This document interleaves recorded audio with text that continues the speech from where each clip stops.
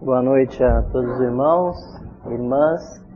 É uma grande satisfação estarmos aqui para desenvolver um tema teosófico. No dia de hoje vamos falar sobre o lado interno do culto na igreja cristã. Esse é um tema realmente, para mim, muito importante, né? Porque, como muitos sabem aqui, eu sou um sacerdote católico, né? Mas nós não vamos abordar essa questão do ponto de vista estritamente católico, mas sim dentro dos objetivos da Sociedade Teosófica, que visam fazer um estudo comparativo da ciência, da religião, né, das religiões comparadas e da filosofia. Então, quando a gente fala do cristianismo, né, nós estamos falando, na verdade, da tradição mais importante no Ocidente, né? A tradição judaico-cristã, que está em vigência, né? na região onde nós habitamos, o globo, né?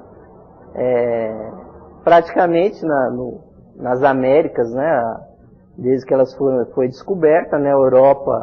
Desde que a Europa se conhece, né? Como um continente civilizado, e no Oriente Próximo, a tradição judaica cristã tem no mínimo 3.000 anos antes do advento de Cristo, né? O Velho Testamento tem pelo menos 1.000 anos antes do advento de Jesus, e depois do advento dele se somaram, né, novas tradições, né, que vieram a se constituir na Bíblia, naquilo que ficou conhecido como o Novo Testamento. Então há o Velho Testamento, que é basicamente a tradição judaica, e o Novo Testamento, as histórias, as tradições que começaram com Jesus. Mas eu gostaria, antes de falar do lado interno do culto na igreja, que é uma coisa muito interessante, fazer inicialmente uma certa reparação, que eu acho muito importante, porque nós estamos num ambiente de liberdade de pensamento, porque muitas pessoas, eu já tive a oportunidade de conversar, ao lerem obras de Helena Petrovna Blavatsky, que foi praticamente a principal fundadora da Sociedade Teosófica,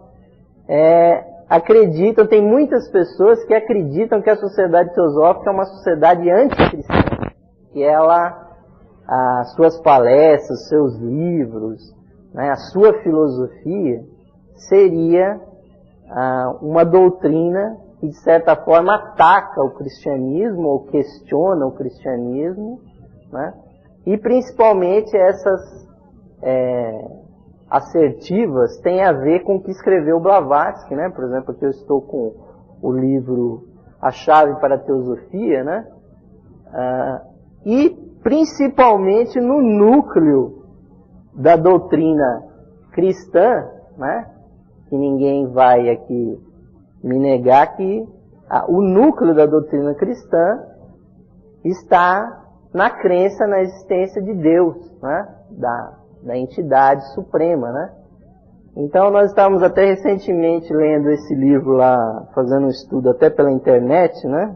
Aí o pessoal cai, né? É engraçado quando eu entro nesse estudo da chave para a teosofia, invariavelmente o pessoal está estudando essa questão aqui que eu vou ler para vocês verem que tem um livro em perguntas e respostas, né? Então, por incrível que pareça, tem aqui no capítulo 5, né, as doutrinas fundamentais da teosofia. Esse é o lead do capítulo, né? E aí embaixo sobre Deus e a oração. E a primeira pergunta desse capítulo é a seguinte, né? Então tem o P aqui, supostamente quem está fazendo a pergunta, e o T, a teosofista ou o teosofista que responde, né? Então, perguntaram para a senhora Blavatsky: vocês acreditam em Deus? Né? Vocês podem ver que lá vem a cacetada, né? Porque aí a Blavatsky já responde: depende do que você quer dizer com esse termo. É a resposta blavatskiana, né? Aí o questionador fala: quero dizer o Deus dos cristãos, o Pai de Jesus e o Criador. Em resumo, o Deus bíblico de Moisés, né? O fulano restringiu exatamente a pergunta. E aí Blavatsky responde: em um Deus como esse nós não acreditamos. E aí já, teoricamente, já falou por todos os teosofistas, né? Em um Deus como esse nós não acreditamos. Rejeitamos a ideia de um Deus pessoal ou extracósmico e antropomórfico, né? Os termos, né? Bem filosóficos, né? Extracósmico e antropomórfico, ou seja, que está fora do cosmos e que tem características humanas ou antropomórficas, né? Que é apenas a sombra gigante do homem e nem mesmo o que há de melhor nele. O Deus da teologia, afirmamos e provamos, é um amontoado de contradições e uma impossibilidade lógica. Portanto, não temos nada a ver com ele, né? Ou seja, aí praticamente colocou os teosofistas como, né? E aí o fulano lá para frente pergunta, né? Aí ele pergunta: apresente suas razões, por favor. São muitas e não podem todas receber atenção, mas eis algumas. E aí ela começa a fazer uma digressão lógica, né? Esse Deus é chamado por seus adoradores de infinito e absoluto, não é? Aí a Blavatsky inverte, em vez de quem está respondendo, ela começa a perguntar, né? Esse Deus é chamado por seus adoradores de infinito e absoluto, não é? E aí o que estava perguntando, né, que agora passou a responder, disse assim: creio que sim. Então, se é infinito, né, ou seja, absoluto, ou seja, sem limites, e especialmente se é absoluto, como pode ter ele uma forma e ser criador de alguma coisa? Forma implica limitação e um princípio, assim como um fim. Aí está falando do começo e do fim da própria divindade, que seria uma existência. E para criar, um ser tem de pensar e planejar. Como se pode supor que o absoluto, aqui ela põe em maiúsculas todas as letras, pense, ou seja, que ele tenha qualquer relação com aquilo que é limitado, finito e condicionado? Isto é um absurdo filosófico e lógico. Mesmo a cabala hebraica rejeita tal ideia e, portanto, faz do princípio deífico absoluto e uno uma unidade infinita chamada a Ensof, ou a cabeça, né, das sefiras na cabala, né, da árvore da vida. Para criar, o Criador tem de se tornar ativo.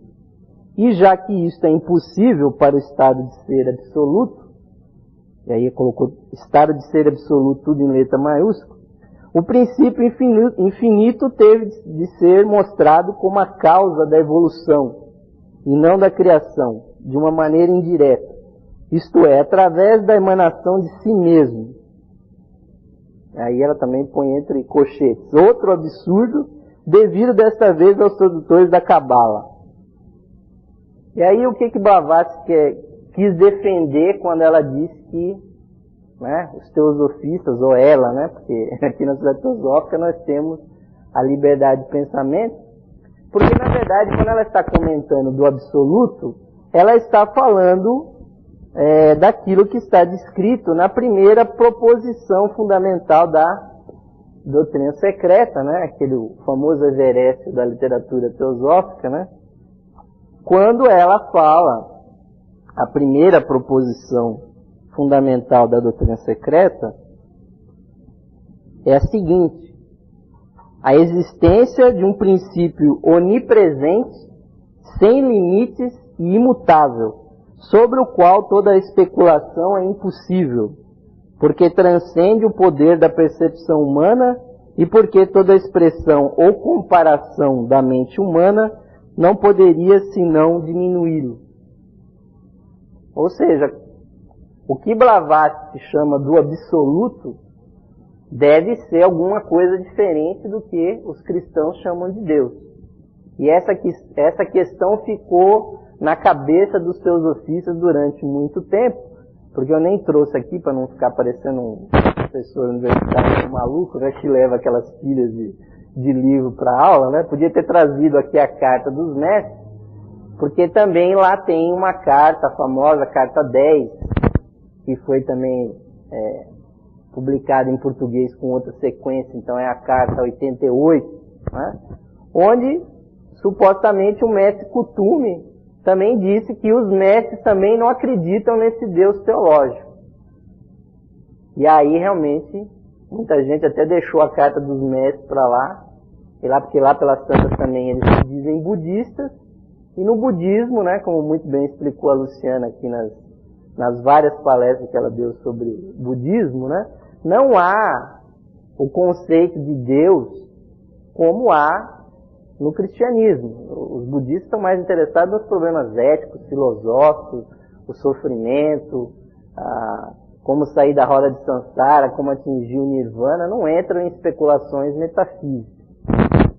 Então esse foi um problema muito sério, até que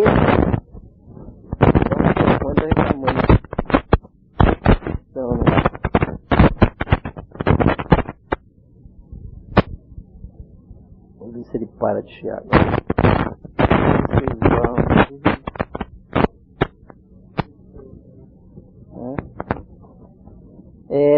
Toda essa discussão ela ficou ainda em aberta, né? Enquanto outros teósofos não entraram exatamente no mérito dessa questão. Porque Blavatsky era eminentemente uma pessoa que criticava o cristianismo, até por ela ter sido perseguida pelos cristãos. Né? E Blavatsky não tinha compromisso nenhum com o cristianismo, apesar dela ter nascido numa família católica ortodoxa, né, que ela não gostava, né? Parece que não gostava desde antes de nascer, porque até no batismo dela já pegou fogo nas roupas do sacerdote, né? Ela já tinha uma rusga, nasceu no dia das bruxas, né? Realmente, Blavatsky, né? Precisamos providenciar uma foto dela aqui na loja de São Paulo para ficar mais caracterizada. Mas a gente vê que o pensamento de outros teosofistas não é esse. Porque a própria Blavatsky, não é difícil achar contradições nos textos de Blavatsky, aí nós podemos pular para o 6º volume da Doutrina Secreta, quando ela fala dos avatares, né, ou avataras, né, ela vai falar exatamente do Criador condicionado. Porque muitas pessoas confundem, é uma coisa que é muito importante, que antes dela fazer essa primeira proposição fundamental, no primeiro volume da Doutrina Secreta, ela faz uma advertência ao campo de tratativas, né, do que se refere à Doutrina Secreta. Eu já li isso aqui várias vezes, mas eu não faço questão de repetir, porque é muito interessante. Ela diz assim, né, que o primeiro volume aqui vai tratar das instâncias de Dzyan, um livro, né, oriental perdido tal, da antiguidade, que trata da cosmogonia, ou seja, de como que surgiu o universo. Só que aqui ela especifica que universo é esse. Blavatsky diz assim: o leitor não deve perder de vista que as instâncias apresentadas nesse livro tratam unicamente da cosmogonia do nosso sistema planetário. Veja bem, do nosso sistema planetário e do que é visível em torno dele após um pralaya solar, ou seja, após o sistema solar sair da inatividade e começar a se manifestar. Quer dizer, o que Blavatsky chama de universo não é o conjunto das galáxias e astros, mas sim é o sistema solar. E aí ela na emenda: os ensinamentos secretos referentes à evolução do cosmos universal, aí sim ao conjunto do universo, não podem ser expostos. Mas também dá a entender que esses conhecimentos existem. Os ensinamentos secretos referentes à evolução do cosmos universal não podem ser expostos, pois não seriam compreendidos nem mesmo pelas inteligências mais esclarecidas da nossa época. E parece haver poucos iniciados, até entre os de grau mais elevado, a quem seja permitido especular a esse respeito. Dizem, aliás, os mestres, com N maiúsculo aqui, com toda a franqueza, que nem sequer os Dayan Shohans, ou os grandes arcanjos, né, os grandes espíritos da natureza, de alta categoria penetraram jamais os mistérios além dos limites que separam as miríades de sistemas solares daquele a que se chama o Sol central. O que se traz à luz, portanto, entende só com o nosso cosmos visível depois de uma noite de Brahma. Então essa advertência que Blavatsky fala, e que as pessoas, eu acho, na minha opinião, né, as pessoas se embananam na doutrina secreta porque ela usa termos universo, cosmos, cosmos com C, cosmos com K, né? E a pessoa está imaginando que está falando da coisa toda, e na verdade ela está falando do nosso sistema solar. Porque quem leu assim, se dá o trabalho de ler as instâncias de Zian, ela fala assim, o nascimento do universo, daqui a pouco começa a falar do surgimento da segunda raça, da terceira raça, porque que nascimento de universo é esse? Parece o Gênesis bíblico, né? Fala que Deus criou, talalá, daqui a pouco está falando do homem, de Adão e Eva, tal. Como se o nosso planetinha aqui fosse uma coisa especial. É, exatamente, né? Do cosmos vem a cosmética, né? E aí precisou exatamente, depois de um longo e tenebroso inverno, saiu esse livro aqui, A Gnose Cristã, que foi feito por Leadbeater, que foi um discípulo direto de Blavatsky, que foi um discípulo direto do mestre Kuthumi. Lá no Museu Britânico de Londres tem uma carta que o mestre Kuthumi mandou para ele. Ninguém pode dizer que o Leadbeater apareceu assim do nada no movimento teosófico, que muitas pessoas não aceitam. Esse livro aqui ficou sem ser publicado até o ano de 1984. Ou seja, 50 anos após a morte de Leadbeater, ele não havia sido publicado. E aí ele especifica exatamente essa confusão. Parece uma coisa interessante, que apareceu uma foto do Conde Saint-Germain aqui, mas não tem nada a ver com a nossa história aqui. Mas aqui tem um capítulo só sobre o que a teosofia um pouco mais bem explicada, que era uma teosofia mais didática, que era a teosofia de Annie Besant, de Leadbeater, quando mencionavam Deus, o que eles estavam mencionando? Porque mencionava exatamente o demiurgo, o criador, né? O grande arquiteto do universo, né? Entre aspas, né? Que é o demiurgo originador do que? Do nosso sistema solar. E não do universo como um todo, que nós somos obrigados também a refutar como a própria Blavatsky. Né? Quando se fala do absoluto de Parabrahman, né? Realmente não existe nenhuma relação entre os nossos seres finitos e o nosso sistema solar finito com esse princípio, a não ser que nós somos derivados dele. Né? Ele não é realmente aquele Deus que o cristianismo fala, que o judaísmo fala, que ele tem uma relação direta conosco. Porque o princípio absoluto, o Parabrahman, ele é, como a doutrina secreta também diz, a causa sem causa. Né? É o biscoito do Tostines perfeito, né? Ninguém, né? É o que soluciona o princípio do que o que nasceu primeiro, o ovo ou a galinha, né? Quem nasceu primeiro, o ovo ou a galinha? Foi o absoluto. Porque ele, dele provém tudo isso e ao mesmo tempo não é ele que está criando isso. E esse universo não teve um começo e também não vai ter um fim. Ele é apenas um de vários ciclos que se repetem. Então nós não vamos conversar aqui do absoluto, nós vamos falar o quê? Do sistema solar, que esse sim tem um criador, esse sim tem uma vida espiritual que emana, né? Então o Leadbeater aqui tem um capítulo na Gnose Cristã sobre o Logos, ou seja, o Verbo, Deus. Né?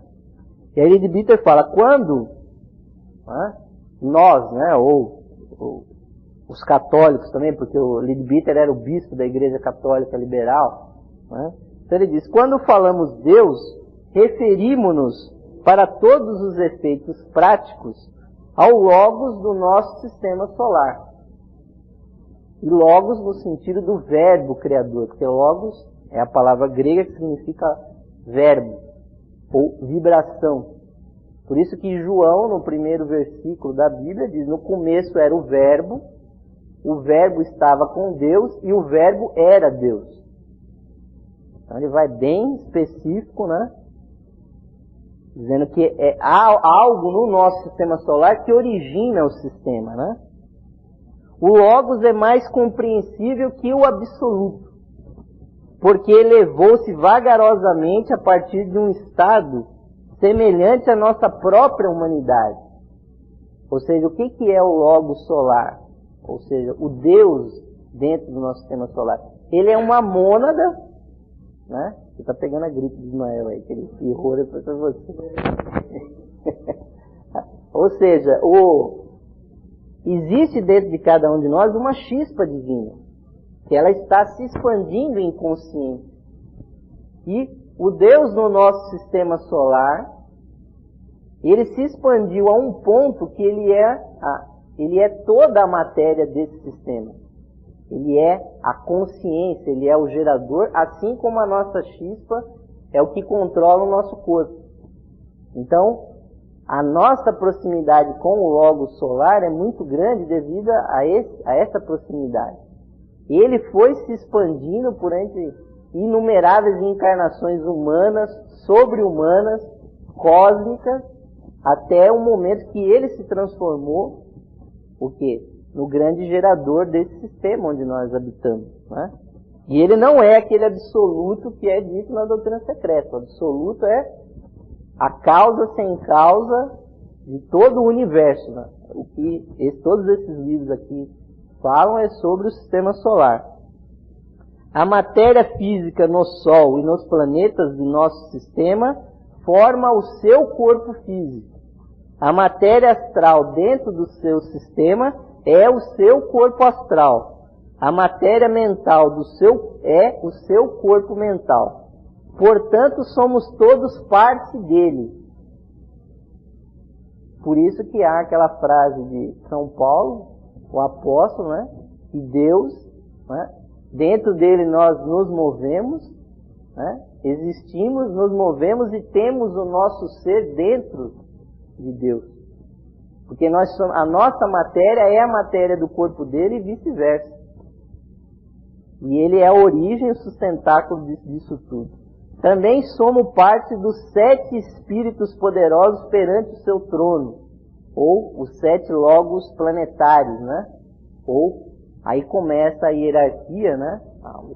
O único e verdadeiro reino de Deus, né? Onde a cabeça é o logo solar, e aí vem diante dele estão os 7 espíritos, né? Os 7 logos planetários, através dos quais ele se efunde sobre seu universo. Veja bem, a palavra universo surge de novo, porque ele cria esse sistema solar desde o nível espiritual até o nível inferior. E aí ele completa. Tudo que nos foi ensinado acerca de Deus, tudo que é bom e belo e verdadeiro isso é verdadeiro em relação ao Logos solar. Porque quando eu, que sou um sacerdote, eu estou invocando Deus no altar de uma igreja católica, eu sei exatamente para onde que eu estou dirigindo o meu pensamento. Para o Criador, o demiurgo do nosso sistema solar. Eu não estou dedicando aquele serviço a uma coisa abstrata que existe um Deus lá que pode estar controlando tudo. Até um fio de cabelo, na Bíblia tem isso aí. Até um fio de cabelo que cai, ele está controlando, está contando. Né? Não é a isso que eu estou dirigindo. Estou dirigindo ao quê? A um princípio criador do sistema solar, cuja mônada que está dentro de mim é o quê? Uma parte dele, uma correspondência com relação a ele. Né?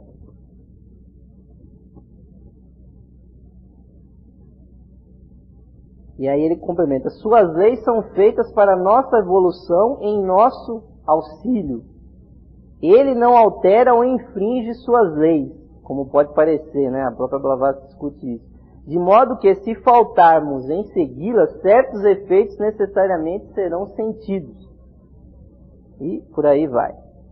E aí ele comenta também, nosso logo solar possui uma vida entre seus semelhantes, porque sendo o logo solar, ou o espírito que está por trás do sol, um ser, uma entidade que tem também, vamos ter que dizer isso, uma finitude, ele também tem, as outras estrelas para ele são o quê?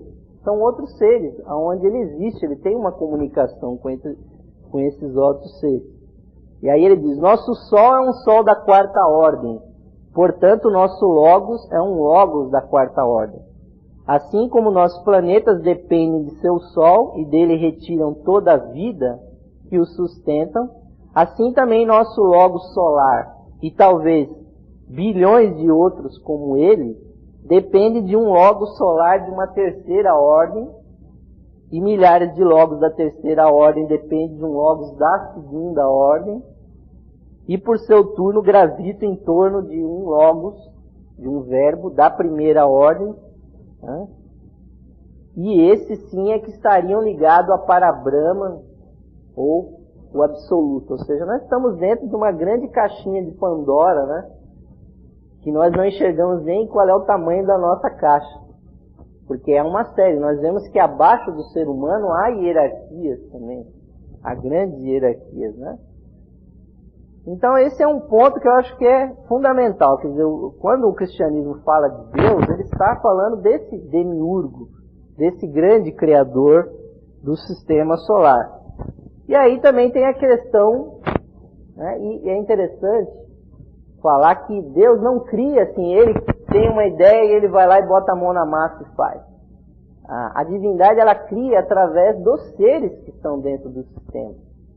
Então, infelizmente, a Bíblia é tão mal traduzida, né, que a gente pega o Gênesis, a primeira frase da Bíblia que teria que ser, se fosse bem traduzida, seria: os deuses criaram o céu e a terra. Está lá, Deus criou o céu e a terra. E lá está escrito Elohim, Bereshit, né? Lá, tal, vamos falar em hebraico aqui. Mas Elohim não é Deus, Elohim é deuses. E quem se dá o trabalho de ler o texto do Gênesis, lá para frente diz assim: se o homem comer da árvore do conhecimento e da sabedoria, ele se tornará igual a nós. Porque, infelizmente, os próprios tradutores têm que colocar, porque eles podem querer traduzir à vontade, né? Ficaria uma coisa muito estranha se colocasse lá: se o homem comer da árvore do conhecimento e da sabedoria, da vida, ele se tornará igual a mim, igual a Deus. Não, ele se tornaria igual aos deuses. Então nós fazemos parte dessa hierarquia divina. A humanidade, ela faz parte do reino de Deus. Abaixo de nós há seres inferiores, como há seres inferiores acima de nós. E aí um dia eu perguntei isso para um crente assim, um pouco mais fechado, né? Mas quem que é esse nós aí que ele está falando? Aí ele disse: não, aí é Deus e Jesus.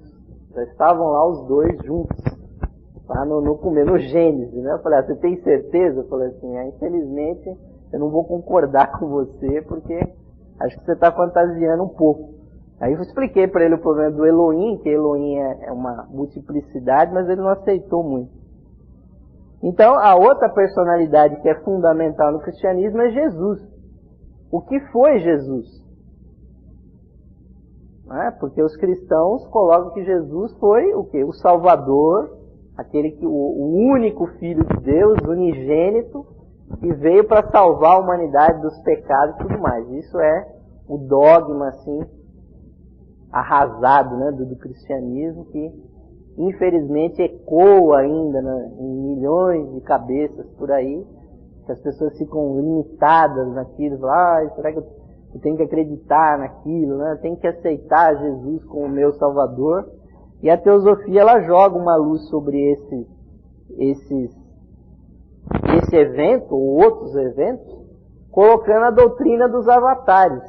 O avataras, que é o assunto que está aqui no comecinho desse 6º volume, quando o Blavatsky cita, né, a Krishna como um exemplo de um avatar ou seja, de uma encarnação divina, né?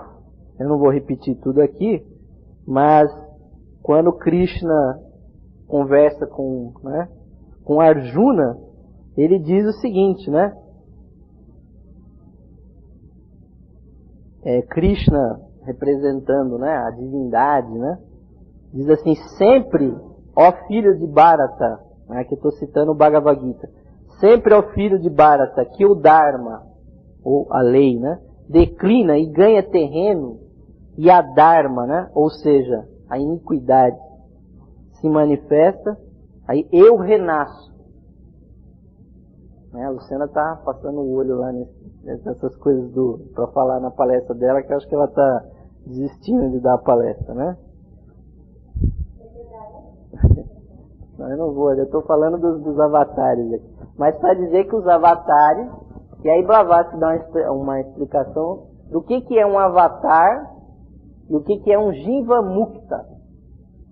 Porque o avatar, ele pode ser o nascimento de um ser humano que não tem karma, que não teve outras reencarnações. Ele se manifesta como diretamente a encarnação do verbo divino. Então Krishna teria, por um aspecto, teria sido esse tipo de ser. E aí ela explica, por exemplo, o caso do Senhor Buda, que teria sido as duas coisas ao mesmo tempo. Teria sido um avatar e um Jiva Mukta. E ela explica que Jiva Mukta, ou seja, o espírito que se liberta, é porque através do seu karma, através da sua evolução, num determinado momento, ele se torna um avatar, porque uma característica do avatar é que no seu cérebro consegue se manifestar o que é a mônada. Ou seja, através da boca do avatar sai uma mensagem divina. E foi o caso que aconteceu com o Senhor Buda, é o caso que aconteceu também com Jesus. Então Jesus também foi um avatar nesse sentido. E aí também é uma outra palestra para explicar exatamente o que foi o evento, ou o que é o evento do Cristo. Porque o Cristo não é... Tem até uma passagem muito interessante na Doutrina Secreta, que Blavatsky diz assim: Cristo é o Logos, e o Logos é o Cristo. Vejam bem, porque ela identifica que Cristo é um aspecto do Logos, do Verbo solar. Mas nós sabemos que, no caso do Cristo, se nós vamos explicar, isso é uma outra palestra, que não é essa aqui, nós temos o que? O Cristo como o evento do Mestre Jesus, que foi se transformando numa alma liberta, né, pela sua evolução através das encarnações, e num determinado momento ele se une ao seu princípio crístico, se une à segunda pessoa da Trindade, né, ou aquele Cristo que Blavatsky chama do Logos, e ele é também um avatar naquele momento, quando ele começa a fazer a sua pregação pública. Mas também um outro aspecto do Cristo, que é o aspecto mítico, é porque também ajustaram a história do homem ao calendário solar, né? E aí, obviamente, a história de um homem que foi Jesus, de um avatar que foi Jesus, se transformou numa coisa mais cósmica, porque colocar o nascimento dele no solstício, né? A morte dele próximo ao equinócio vernal, e por aí vai. Então, o Jesus, que era um homem, se transformou num mito, que é o mito do Logos solar, ou seja, e da dança que o nosso planeta faz em volta da divindade, que é o seu centro energético, é o Sol. Então, aí a história de Jesus passou para um outro nível. Há um outro nível ainda, que é o nível místico do Cristo. Porque na fraternidade branca existe um grande cargo chamado de instrutor do mundo, né, que é ocupado por um ser da fraternidade branca, e no Ocidente ele é também chamado de Cristo. Ou para os orientais, principalmente para os indianos, do Senhor Maitreya.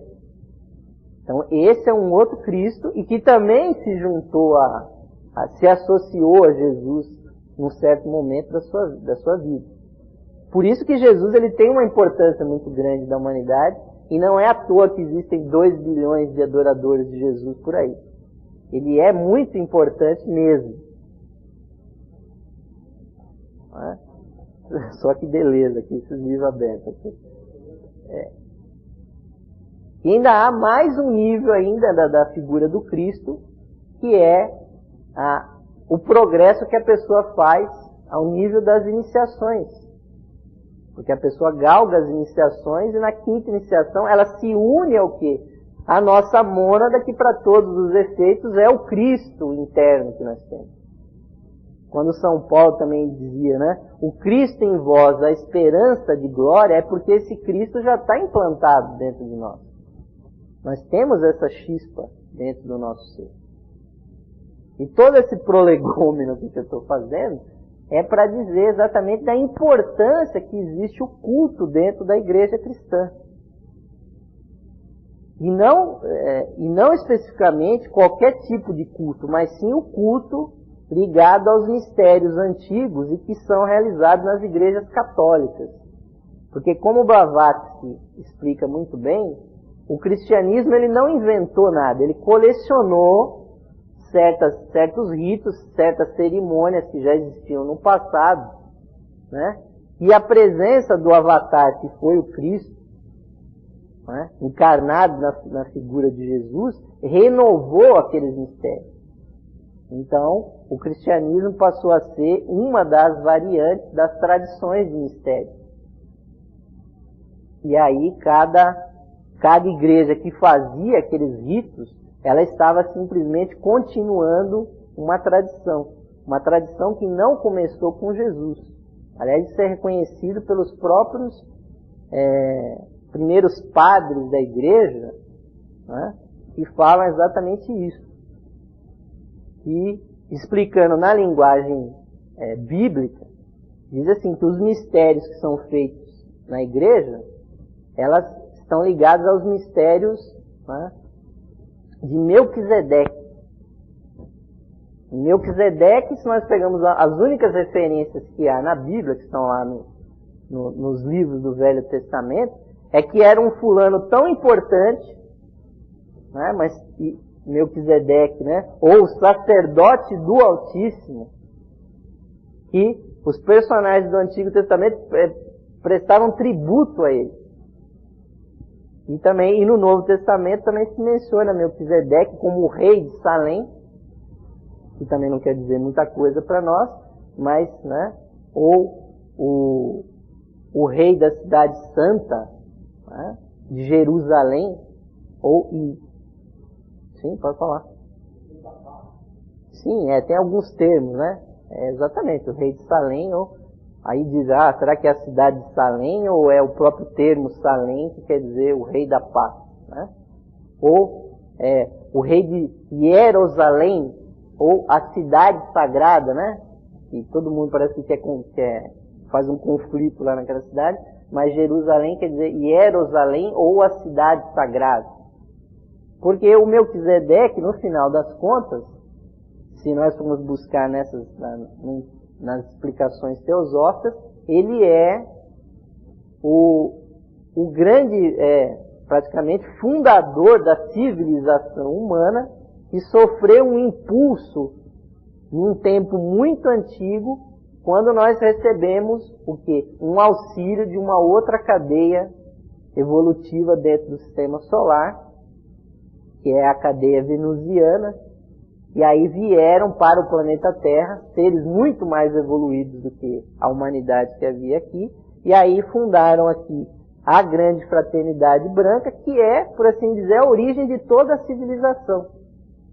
E com essa vinda que surge a ideia de que os reis eram divinos, porque os primeiros reis eram desse pessoal que chegou aqui, então eles eram realmente divinos, tiveram que fazer um esforço muito grande para se encarnar dentro da humanidade, né? Então, quando um sacerdote no catolicismo ele é ordenado, se comunica a ele que ele está entrando, ele é um presbítero da ordem de Melquisedeque. Ele não se fala nada com relação a Jesus, não, ele está na ordem de Melquisedeque, que é aquele personagem mencionado lá no Velho Testamento. E outros livros teosóficos também, a Annie Besant, principalmente, Lady Bissa comenta isso, que o nome oriental que esse Melquisedeque tem seria o de Sanat Kumara, ou seja, um dos 4 Budas que teriam vindo da cadeia venusiana e são a cabeça da grande fraternidade branca, né? E para onde se volta, e também tem termos assim bem fortes relativos a ele, que é chamado também de o grande iniciador único. Ou seja, todas as iniciações verdadeiras, espirituais, têm que se invocar o grande iniciador único, e o seu símbolo é uma estrela de 5 pontas, que vocês podem ver reproduzido em tudo quanto é tipo de bandeira, de brasão, nas tradições cristãs, maçônicas, Rosa Cruz e tudo mais, porque aonde tem um verdadeiro iniciado, brilha na sua aura uma estrela azul de 5 pontas. Isso é a única maneira, se a pessoa tem clarividência, é óbvio, de identificar um, né? Quem enxerga só a matéria, olha para o fulano e fala assim, pô, será que é? Será que não é? Se você tem clarividência, você vê no alto da cabeça da pessoa uma estrela de 5 pontas azul, né? Não pode ser de outra cor também. Tem que ser azul, porque esse fulano recebeu uma iniciação que ligou esse indivíduo com essa ordem de Melquisedeque. E dizem que quem concede as primeiras 2 iniciações é aquele personagem chamado o Instrutor do Mundo. Para todos os efeitos, esse que nós estamos chamando aqui de Cristo, ou do Senhor Maitreya. A primeira e a segunda iniciação são concedidas por ele, mas que no momento da iniciação, parece que ele tem um bastão de poder, que foi imantado pelo próprio Melquisedeque, ou Sanat Kumara. Ele impõe esse bastão sobre a cabeça do iniciado e invoca, né? Fazem como os muçulmanos olham para o Oriente, o geográfico, né? Não é só o do templo, tem que olhar para o Oriente e invoca aquela força. E aí parece que o próprio Sanat Kumara se dá o trabalho de olhar, olha, está iniciando alguém lá e manda essa força. E o indivíduo, aí ele se transforma, ele começa, realmente energeticamente, não é simplesmente um grau maçônico, Rosa Cruz, que está sendo dado ali por comunicação, agora você é o iniciado, não é isso. A pessoa muda realmente a sua consciência. Era muito comum no passado que a pessoa desmaiasse, porque realmente esses momentos são momentos onde estão presentes os mestres, estão presentes anjos, né? O Ismael andou rastreando aí, né? São invocados os anjos do próprio Logos solar, né? Que ficam em cima do indivíduo, então não é só a energia dele, é uma grande energia. E a igreja, por isso que essa palestra se chama o lado interno do culto na igreja, ela é tudo isso. Porque uma igreja, quando ela é devidamente consagrada, e tem ali um sacerdote devidamente ordenado, e não simplesmente um fulano que vai lá e fala, olha, eu sou sacerdote, eu sou bispo, né? Senão seria fácil, você compraria o texto lá. Aqui no Brasil é o lugar que mais tem ritual, né? Liturgia, tal. Você vai em qualquer livraria ali do lado da praça da Catedral da Sé e compra toda a liturgia. Mas uma pessoa comum, ela vai sentir que ela não tem aquele poder teúrgico de fazer aqueles rituais. Porque aí tem esse livrinho aqui que tem esse título do Sr. Geoffrey Hodgson, o lado interno do culto na igreja. Geoffrey Hodgson foi realmente uma pessoa excepcional, porque não só era um teósofo muito importante, mas foi também um sacerdote da Igreja Católica Liberal, e nesse livro ele comenta exatamente que o cristianismo ou o catolicismo menciona que uma igreja, e o termo igreja também é muito interessante estudar alguma coisa sobre ele, porque eclésia quer dizer um grupo seleto. Igreja não é o mundo todo, não é? Eclésia é um grupo seleto que se reúne para fazer um trabalho. Então, a tradução de eclésia por igreja não é assim tão simples como a gente imagina. Então, o grupo que existe na eclésia, ele vai ali fazer um trabalho, né? E é uma sociedade divina, onde o próprio instrutor do mundo, ele comparece a cada celebração por meio do quê? Dos anjos. Então a nossa época, que é uma época materialista, quando numa celebração o sacerdote invocava um anjo, muitas pessoas viam realmente esse anjo. Quando o sacerdote consagrava a hóstia, muitas pessoas viam que um grande brilho se produzia, né? Isso hoje está, por exemplo, só existe visível na joalheria, nas joias do cristianismo, no resplendor de uma custódia, né? Onde é depositada uma hóstia para ficar dentro fazendo um resplendor. Muitas pessoas viam isso. Então havia um respeito maior. Hoje nós estamos numa época que a nossa clarividência é praticamente nenhuma, a não ser aquelas pessoas que se dedicam a desenvolver essa clarividência, né? E muitas pessoas sentem, né? Então, o que é dito nesse livro aqui, que existem 3 fontes que fazem fé, ou dão confiança, ou dão provas, para que existe alguma coisa importante dentro de uma igreja católica. A primeira delas é exatamente essa fé que os devotos do cristianismo, do catolicismo, sentem que ali naquela cerimônia, que é uma cerimônia de magia ritual, né, como bem diz lá o livro do nosso irmão Conte, né? Então, quem quiser saber o que é magia ritual, por favor, compre o livro do irmão Carlos Conte. Apesar de muitos dos padres não reconhecerem isso, mas aquilo ali são ritos antiquíssimos, muito anteriores ao cristianismo, ritos do mitraísmo, ritos egípcios, ritos que os judeus copiaram dos egípcios, né? Que foram cristalizados ali dentro da... Então há a fé, há também o sentimento o sentimento e o conhecimento que a teologia transmitiu, que muitos santos tiveram iluminações, visões e tudo mais.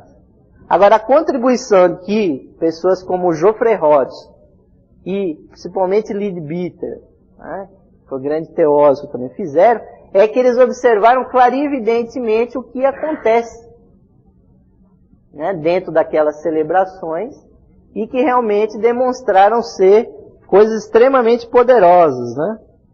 Então a clarividência ela é um dado novo dentro dessa investigação, né?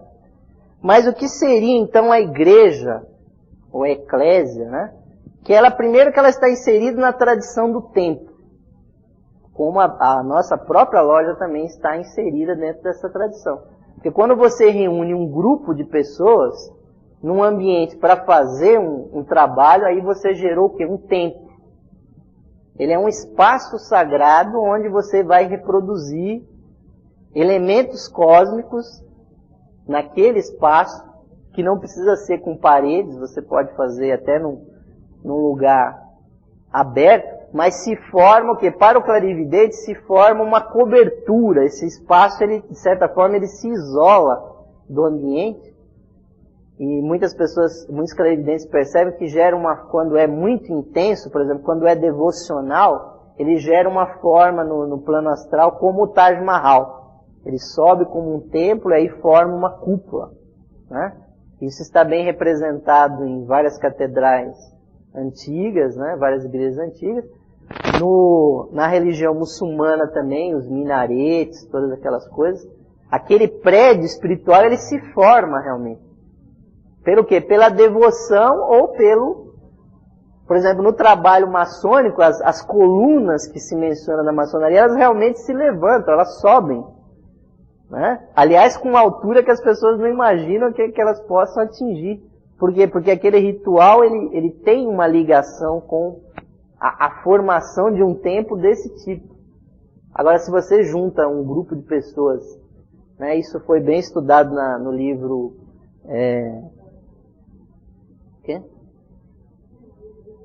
exatamente, a Ciência dos Sacramentos, onde ele fala exatamente dessas formas.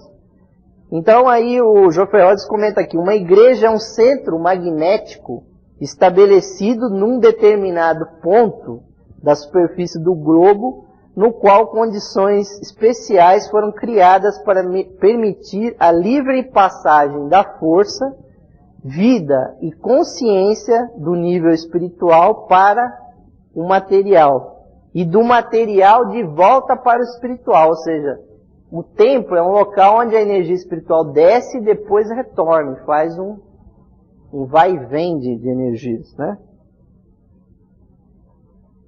E aí ele menciona 4 grandes correntes de força fluem para o interior através de uma igreja.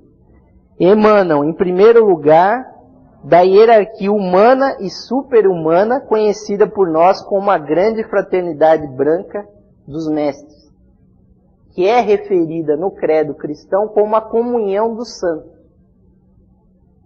Sempre, toda a missa, quando é recitado o credo, fala, acredito na comunhão dos santos. O que é isso? É que os santos, no plano espiritual, são a grande fraternidade branca, e quando aquilo é invocado, eles se fazem presente com as suas energias.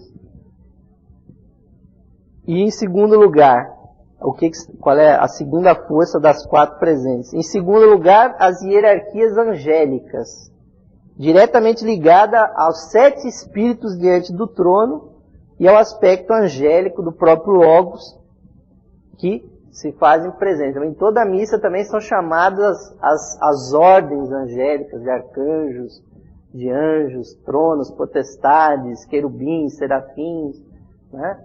E tudo mais. A terceira é a força que vem do centro da Terra e, em quarto lugar, do próprio Sol. Porque o terceiro aspecto, né, o Espírito Santo, ele emana simultaneamente do centro da Terra, né? Então embaixo na Terra e em cima vem essas 2 forças que se juntam naquela invocação que é feita. Então, aquele templo, né, o templo católico, dessa maneira, com os sacerdotes, com os clérigos ali devidamente ordenados, com pessoas realmente devocionais, porque elas vão jogar energia ali também, né? Elas vão ter a devoção à divindade, elas vão ter, obviamente, os seus problemas também. Muitas pessoas, ou a maioria delas, vai ali para pedir uma cura, ou porque está com problema na família e tal. Isso é tudo muito interessante dentro do templo. Porque os anjos, principalmente, eles estão muito interessados em auxiliar aquelas pessoas que estão ali rezando ali, por incrível que pareça. Um pensamento puramente material, a pessoa está rezando para Deus, não vai acontecer nada.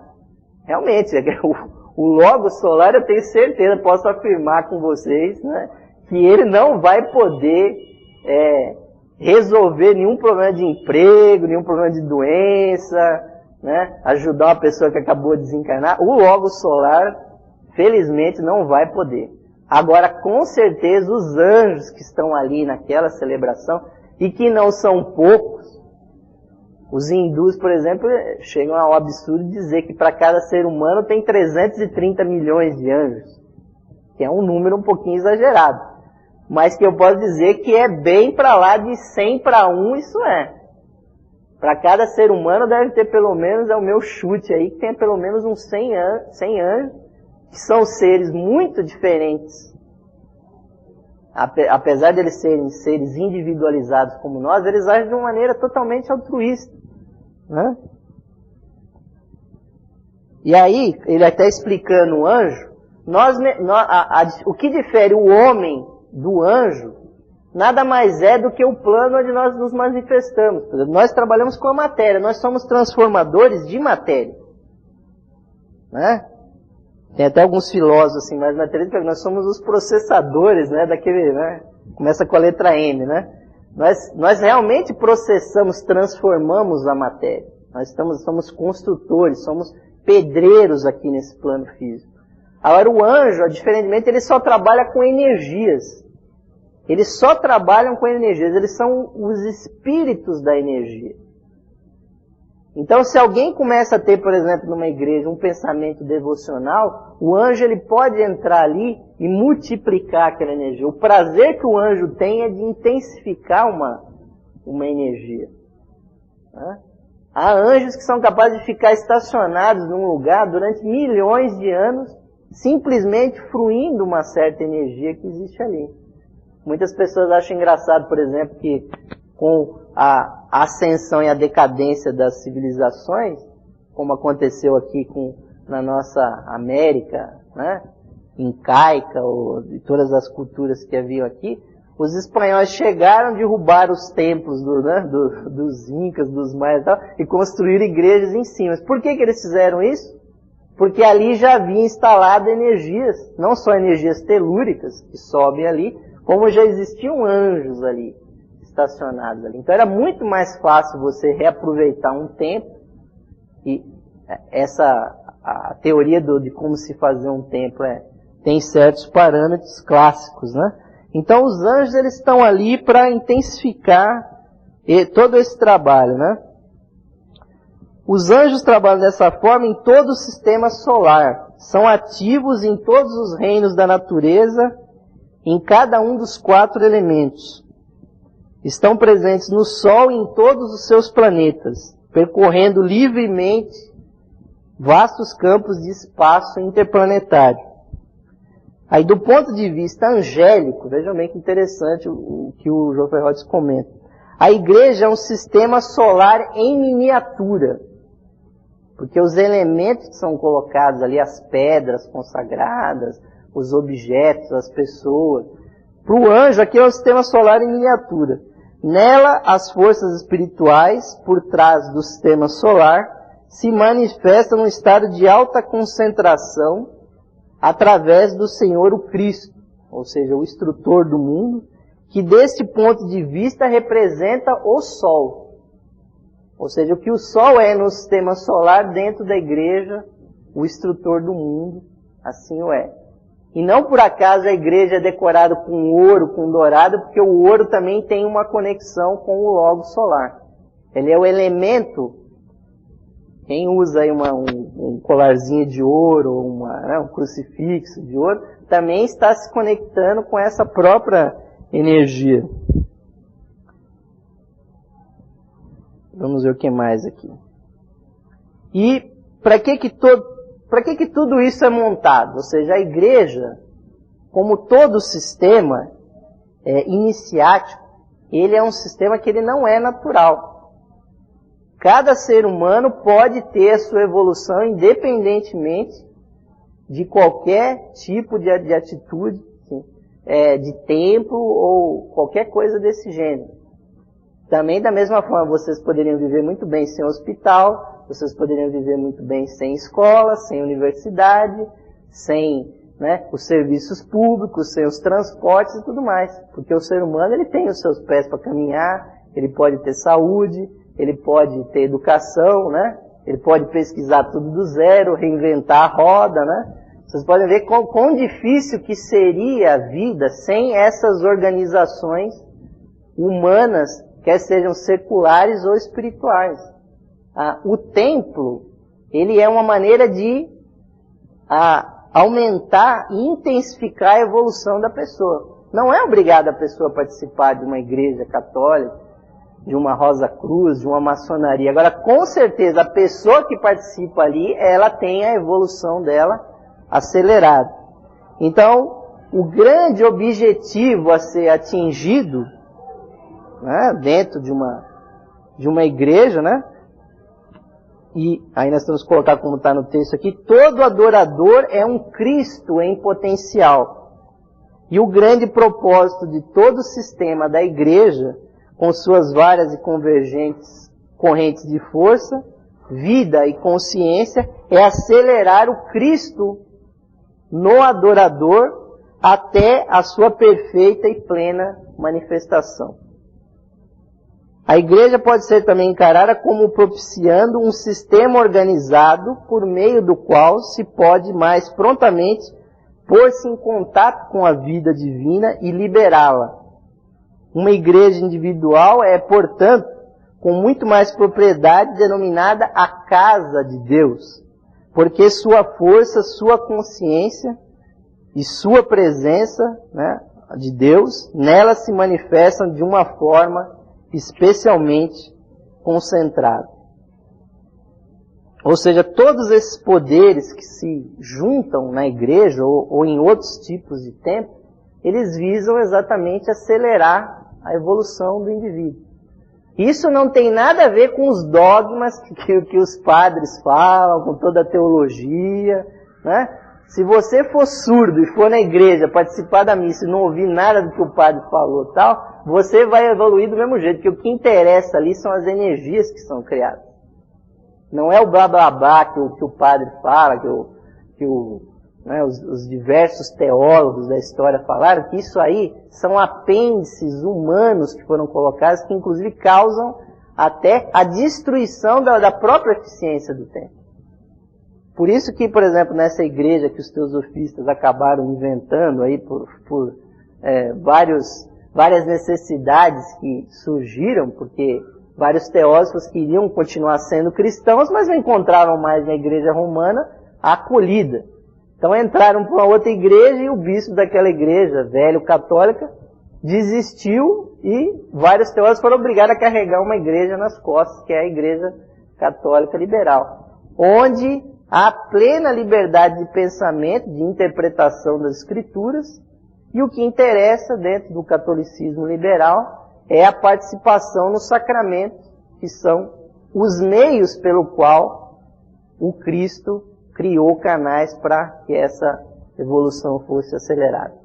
Então o lado oculto desses trabalhos visa realmente, o grande objetivo é a nossa evolução. E vou ficar aqui aberto agora para as perguntas, né? Não, Melquisedeque está acima do instrutor do mundo. Sim, sim. Ele é, assim, em termos, quer dizer, o fundador da fraternidade branca, da hierarquia no planeta, é o Melquisedeque ou Sanat Kumara, né? Abaixo dele há diversos cargos.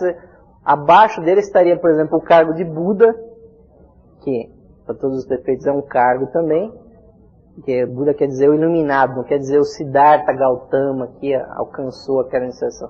Abaixo do Buda estaria o nível do instrutor do mundo, ou Cristo. Então, hierarquicamente, ele está abaixo do Melquisedeque e é também um dos seus sacerdotes também. Agora, é óbvio que isso está numa altura, o que se fala do Sanat Kumara é que a consciência dele pega o planeta todo, né?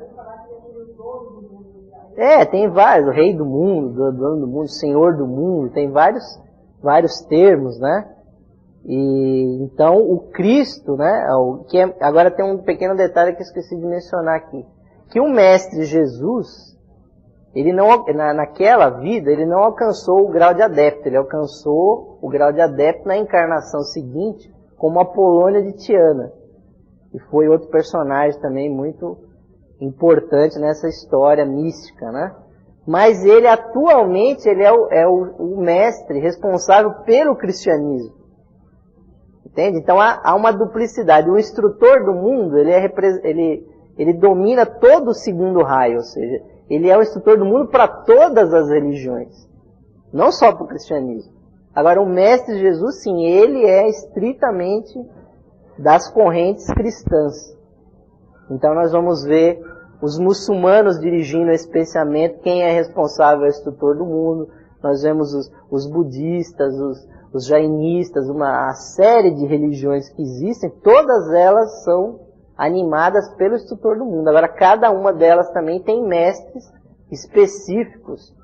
No caso do cristianismo é o mestre Jesus, então ele não desapareceu aí dentro dessa estrutura aí. Não sei se eu respondi o que você perguntou. Não, tem várias coisas que podem acontecer. Existe a própria relação da pessoa com a outra.